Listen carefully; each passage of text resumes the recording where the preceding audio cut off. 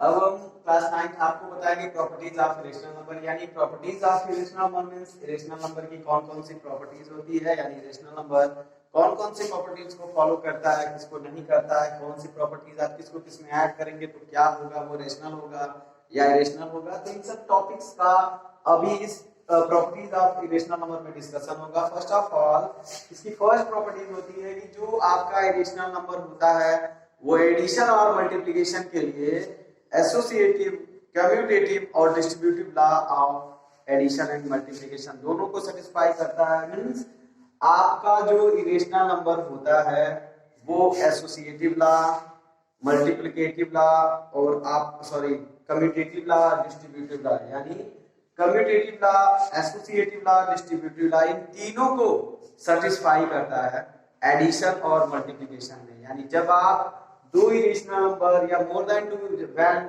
We add more than two irrational number or multiply irrational numbers, then it is satisfied associative law, commutative law and distributive law for addition and multiplication। देखिए अब आपको इससे related कुछ examples बताते हैं। जैसे first है, जब आप दो इरेशनल नंबर को ऐड करिए, जब आप दो इरेशनल नंबर को ऐड करते हैं तो ये जरूरी नहीं है कि उसका जो आंसर आएगा वो एक इरेशनल नंबर आएगा। इसके एग्जांपल्स बताते हैं, दोनों हो सकते हैं, यानी वो इरेशनल भी होगा, रेशनल भी होगा, ये डिपेंड करता है आपके क्वेश्चंस पे। देखिएगा फॉर एग्जांपल आपको √2 को 1 में ऐड करना है तो ये 1 प्लस अंडर रूट 2 आएगा, और 1 प्लस अंडर रूट 2 कोई फिक्स वैल्यू नहीं है इसकी, आप डायरेक्टली इसको बोल सकते हैं कि एक इरेशनल नंबर है। तो यानी आपने एक रेशनल और एक इरेशनल को ऐड किया तो आपका आंसर एक इरेशनल आया। अब देखिए अगर आप यही ऐसे लिख लेते हैं तो आपका आंसर आएगा ओनली 1, ऐसे।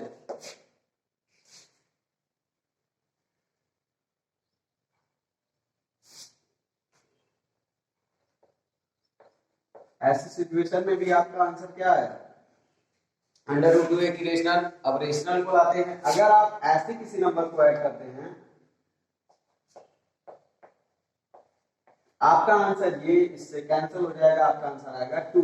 तो 2 एक रेशनल नंबर है। यानी आप इन तीनों एग्जांपल्स को देखकर ये बता सकते हैं कि जब आप एक रेशनल और इरेशनल को ऐड करते हैं या फिर दो इरेशनल नंबर को ऐड करेंगे तो उनका रिजल्ट रेशनल भी हो सकता है और इरेशनल भी हो सकता है। ऐसे ही जब आप इन्हें जब आप इनका प्रोडक्ट करते हैं, प्रोडक्ट मींस जब आप इन्हें मल्टीप्लाई करते हैं तो ये जरूरी नहीं है कि दोनों के दोनों इरेशनल ही आए।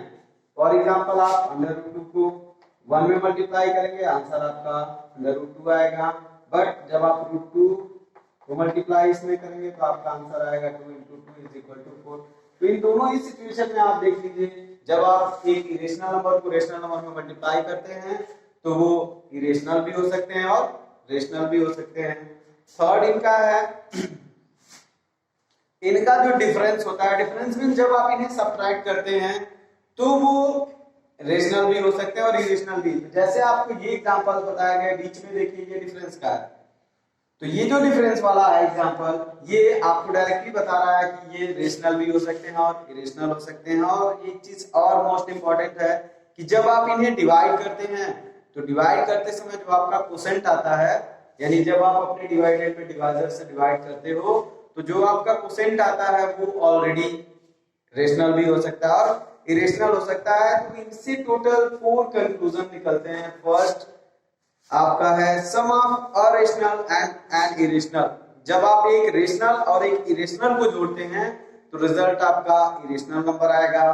जब आप उन दोनों का डिफरेंस निकालते हैं तो वो इरेशनल नंबर आएगा। जब आप उनका प्रोडक्ट निकालते हैं तो वो आपका इरेशनल आएगा, और जब आप उन्हें डिवाइड करते हैं तो इरेशनल आएगा। अभी हम आपको ये 4 चीजें बताए हैं। अब देखिए कुछ एक और एग्जांपल बताते हैं, फिर आपको कुछ रिजल्ट बताएंगे इससे रिलेटेड। सपोज करिए आपका a एक पॉजिटिव इंटीजर है और ये आपका एक इरेशनल नंबर है। यानी आप डायरेक्टली बोल सकते हैं suppose we have a as rational number and b as irrational number, then add करिए आप तो ये a plus under root b is also an irrational number.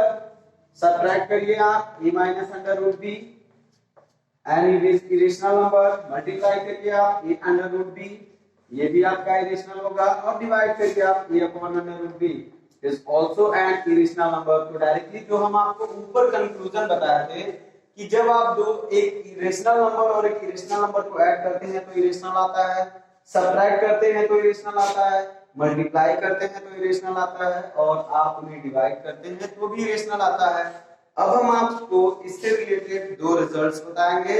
वो रिजल्ट्स क्या बेसिकली कर दीजिए तो फॉर्मूले हैं। जैसे अगर आपको निकालना है कि एक दो रेशनल नंबर या इसके बीच के रेशनल नंबर या रेशनल नंबर, जैसे आपका दो पॉजिटिव रेशनल नंबर दिया हो, सपोज करिए a and b are two distinct positive integers. तो अगर ये दो पॉजिटिव इंटीजर्स हैं, आपसे क्वेश्चन किया जाए कि इनके बीच में एक रेशनल नंबर बताइए, तो आपका आंसर आएगा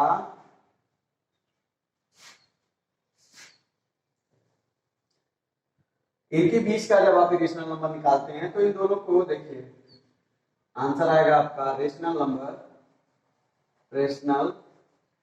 नंबर लाइन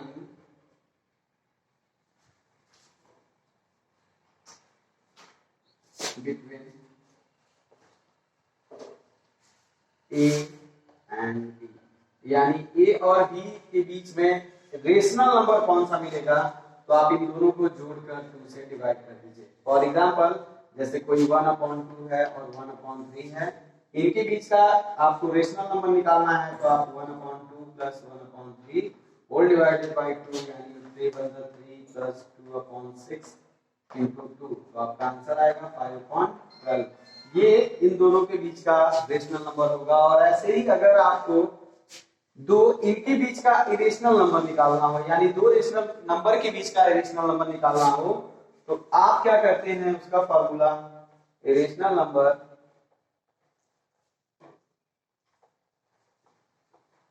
लाइन से a and b is equal to, आप दोनों का अंडर रूट में मल्टीप्लाई कर दीजिए। यानी आप यही एग्जांपल ले लीजिए, तो आपका आंसर आ जाएगा 1/2 इंटू 1/3 अंडर रूट में कर दीजिएगा, आंसर आ जाएगा अंडर रूट 1/6। या फिर अगर आप कोई और नंबर लेना चाहते हैं, फॉर एग्जांपल 2 और 3 ले लीजिए, ये भी रेशनल नंबर है, तो आप इनका रेशनल नंबर निकालेंगे तो 2 इंटू 3 हो जाएगा, आंसर आपका आ जाएगा 6। तो आप इन दोनों फॉर्मूले की हेल्प से दो रेशनल नंबर के बीच का रेशनल नंबर और इरेशनल नंबर निकाल सकते हैं। अब हम आपको इससे रिलेटेड एग्जांपल नेक्स्ट वीडियो में बताएंगे, उसके बाद आपका एक्सरसाइज होगा।